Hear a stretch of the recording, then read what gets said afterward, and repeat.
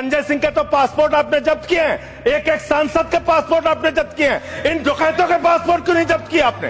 इन डकैतों के पासपोर्ट क्यों नहीं जब्त किया आपने? तो आप तो कह रहे थे हमारी 56 छुरी वाली सरकार है, हम एक एक आदमी से डंडा मार मार के वसूली करेंगे। मोदी जी के राज में 9,000 करोड़ रुपए लेके विजय माल्या भाग गया, 20,000 करोड़ रुपए के लेके नीरव मोदी, मेहुल चौकसी भाग गया, 6,000 करोड़ रुपए लेके नितिन संदेशरा भाग गया, 2,500 करोड़ रुपए लेके ललित मोदी भाग गया। ये बड़े बड़े जो हजारों करोड़ रुपए के लुटेरे थे, हिंदुस्तान से भगाया किसने इनको? आपने भगाया।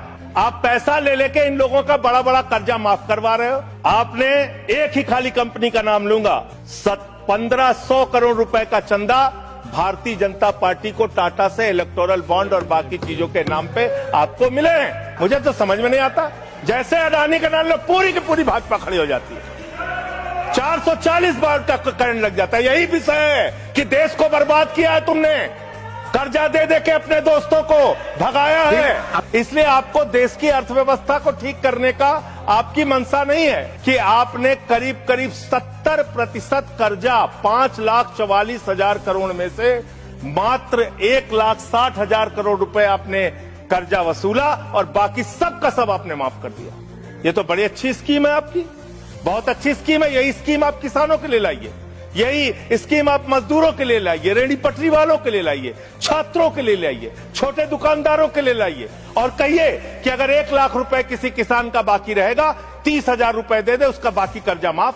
कहिए कि अगर 1 करोड़ रुपए किसी दुकानदार का, छोटे व्यापारी का माफ रहेगा, बकाया रहेगा, उससे 30 लाख रुपए लेके 70 लाख रुपए माफ। क्योंकि यही काम तो किया है आपने। आंकड़े पढ़ रहा हूं मान्यवर, ध्यान से पूरे देश को सुनना चाहिए क्या है आपकी असलियत। आपने भूषण स्टील का 54,000 करोड़ रुपए कर्जा बकाया था, 42,000 करोड़ रुपए आपने वसूला, 23% आपने माफ किया।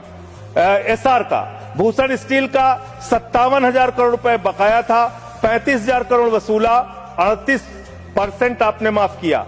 8,000 करोड़ रुपए ज्योति स्ट्रक्चर्स का बकाया था, 55% आपने माफ किया। 91,000 करोड़ जीएचएफएल का बकाया था, 60% आपने माफ किया।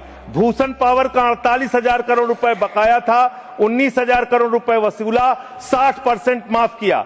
इलेक्ट्रो स्टील्स का 14,000 करोड़ रुपए बकाया था, 5,000 करोड़ रुपए लिया, 62% आपने माफ किया। मोनेट इस्पात का 11,500 करोड़ रुपए बकाया था, 2,800 करोड़ रुपए वसूला, 75% कर्जा आपने माफ किया।